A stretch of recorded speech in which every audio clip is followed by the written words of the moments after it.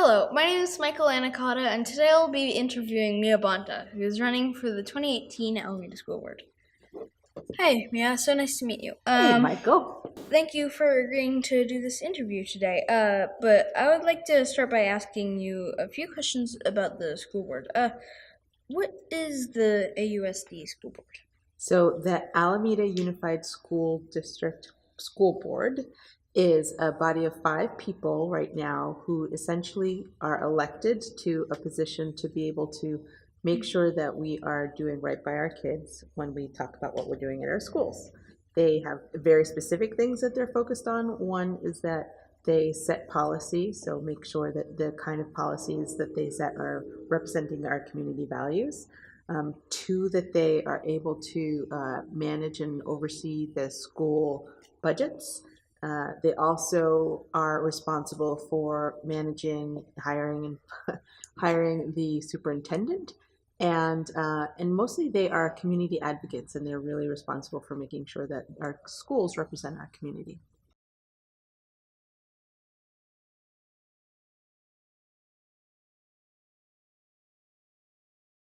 Hi, Mia. Next question. What do trustees do? And why are school board members called trustees? Those are 2 great questions, Michael. So trustees are individually elected, but they really work together as a team on the school board. And a trustee is responsible for making sure that they're hearing from the community, making sure that they're understanding what's really important for our schools. They get prepared for school board meetings. They have school board meetings several times a month during the school year. And it's a lot of homework, so they have to work really hard to make sure that they can make sure that they're fully aware and they've done their research on any particular issue, and they make a lot of decisions about what needs to happen in our schools. And I'm really excited about your second question, which is, and why are they called trustees? I think that trustees means that you are entrusted by the community, and so I think it's really important for somebody who's sitting in that role to feel like they have earned the community trust.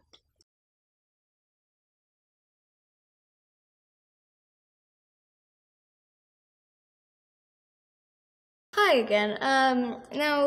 For the third question, I have to ask you, what qualities or behavior should school board members have?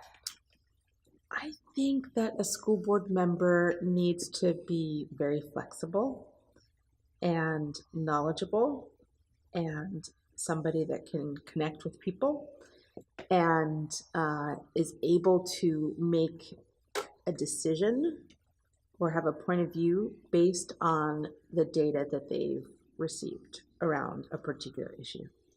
So for me, the most critical thing is the ability to listen, and to listen to what community members are saying, to what our teachers are saying, what our school staff are saying, what our superintendent is recommending, and put that all together as we're considering any particular issue.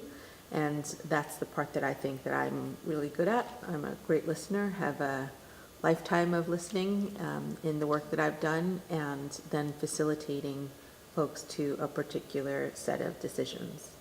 So I think it's a really hard job, and I think we have to have a lot of different kinds of qualities represented on the school board.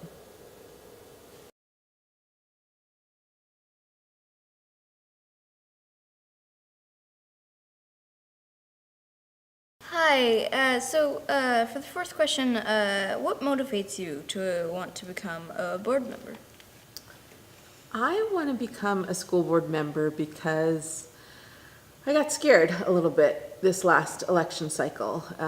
Certainly the world has become a pretty crazy place. Our country has been struggling a bit, and when I stopped and thought about why that was happening, it really came down to me that we were not doing as good of a job to educate our children and educate ourselves as citizens.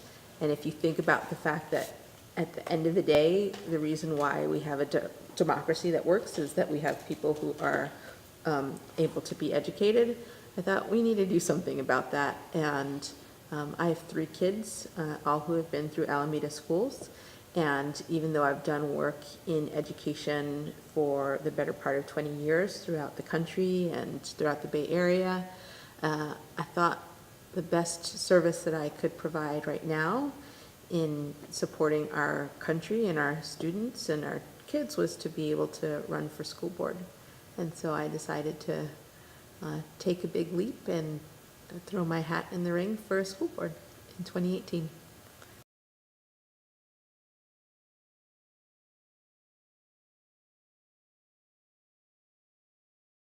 Hi, yet again. And for the fifth question, if elected, what would be your top 3 priorities?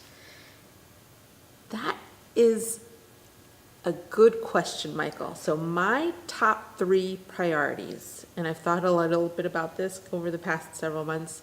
One is that I really think that we need to have a strategic vision in this district that guides our decisions.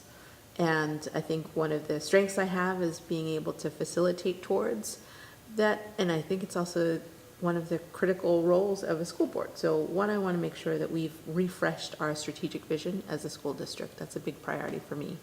The second is that I want to make sure that we are approaching some of the major decisions that we'll be making around our schools, whether a set of schools will be open or closed, or what kind of programs we're offering, or how we're supporting our teachers and staff. Like, I want to have all of those decisions made from a place of really thinking about what equitable education in this city looks like. So that's another big priority for me. And third, I really want us to be able to be forward thinking. I want us to, as a school district, really focus on innovating and bringing all of the really great things that we know are awesome things for kids and our teachers and our schools into the school district. So I want to focus on innovation.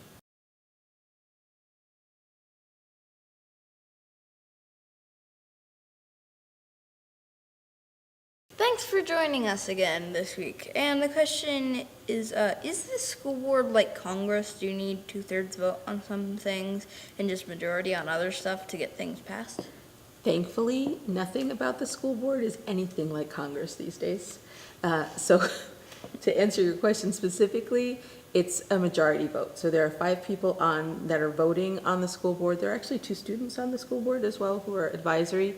But essentially 3 people have to vote on, at least 3 people have to vote on any decision that the school board is going to make. And I think that's an important question because at the end of the day, you have people who are elected to this position, and they come from very different backgrounds and perspectives, and they're bringing in and hearing from a lot of different kinds of community members and making a lot of different considerations when they come to a vote. So it takes 3 to pass a vote, but more importantly, what I really appreciate about school board and what I would do as a trustee is make sure that I'm backing up my vote with data and with what people are sharing with me, and sharing why I vote on something a particular way.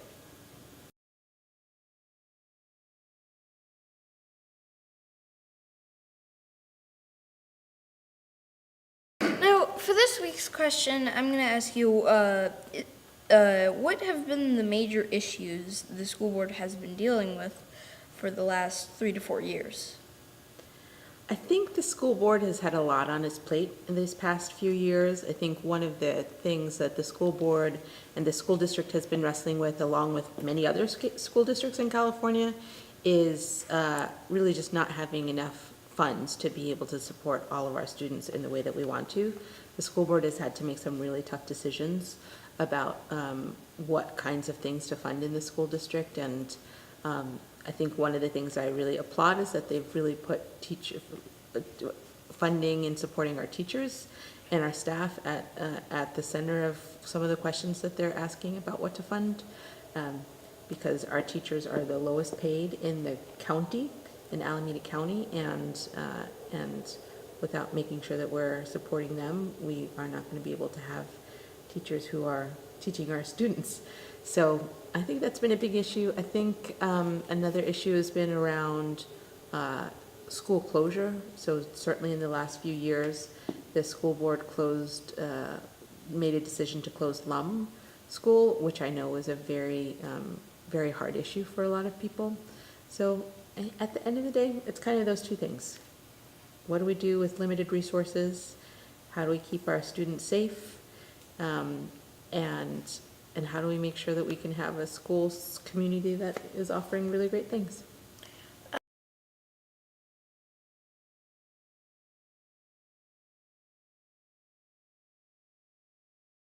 Now, for this week's question, what progress has the Alameda School Board made over the last few years? So I think the Alameda School Board has been able to accomplish a lot. I think one of the things that we've been able to really focus in on is getting a handle on how some of the professional development and supports that we were going to do. There have been a lot of different adoptions of different initiatives that I think have been a focus of the school board over the last few years. And, it's a type of progress to be able to have to make some hard decisions within a very tight kind of budgetary environment. And one of the things that I really respect that the school board did this last cycle was they were really transparent about the kinds of budgeting decisions that they were making and really opened that dialogue up to the community.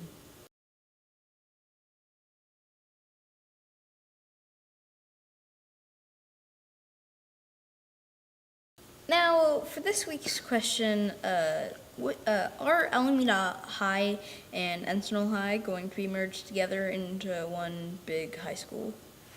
That, Michael, is the question that's going to live on for generations. The reality is that we're just at the start as a community of knowing whether or not we should make one big school out of Alameda High and Encinal. I think it is going to be the question that the school board is going to be wrestling with over the course of the next several years. So I don't know what the right answer is to that question right now. I do know that the most important thing is that we're approaching that question together as a community, and that we make sure to really look at all of the different factors involved in thinking about what it would mean to have one mega high school. And I'm really excited to be on the high school consolidation committee as a community leader, and think that we'll be able to offer some insights to the school board over the next few months. Now, Mia, what is the committee to consider high school consolidation? It's a committee that the board launched, I think, in April or May of 2018. They wanted to be able to bring together a committee of people who were students, teachers, school employees, community members from the West End, from the East End, just a really broad business community members, a really broad swath of people who had some insights into what should be happening in our schools. And they decided to bring this committee together and launch it in June. And I think the committee's work will be happening between September and February, March of the next school year. And the idea is that through this committee, we'll have the ability to really understand all of the different factors that we should really be considering around high school consolidation, and that we'll have a lot of ample opportunity to be able to make sure that everybody gets to weigh in on that decision.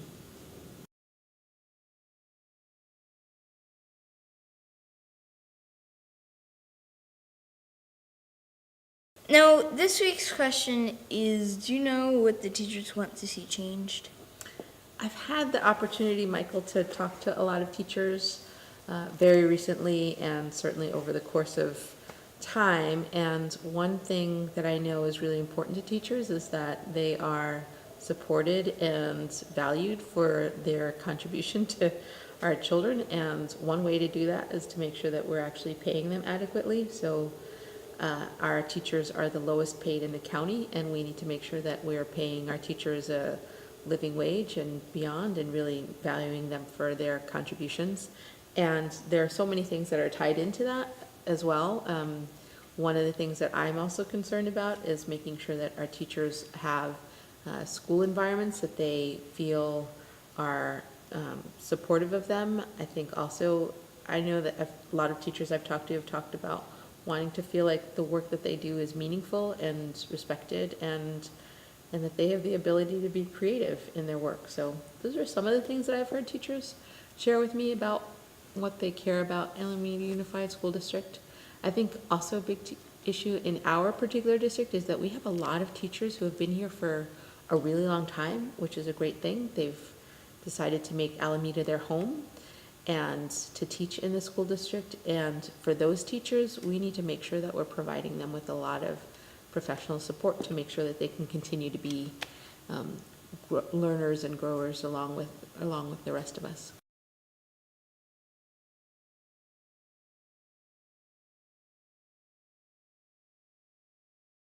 So. Hi, Mia. Now, what services should Alameda schools provide, and what services do you believe every Alameda student is entitled to?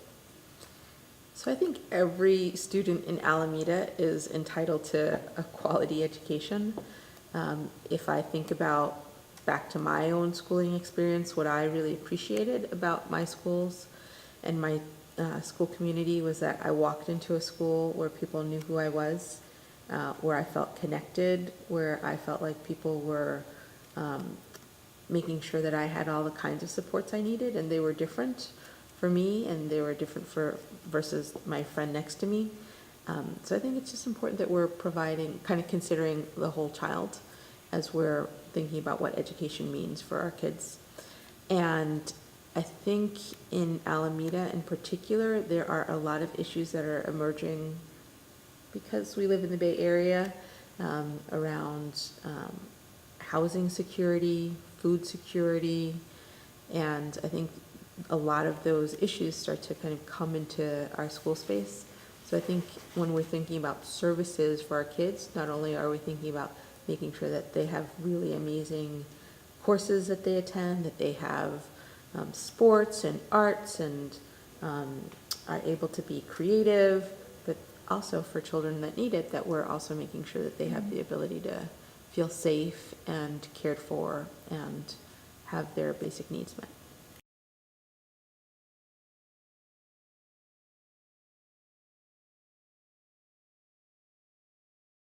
Now, this week's question is, well, I have friends with learning differences. What would you do to improve the ways that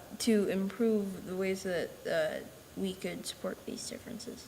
I think one of the issues in our school district is that over time, we're seeing a lot more children who have special needs in this district, and we're also seeing and recognizing as educators that there are a lot of different ways that children learn.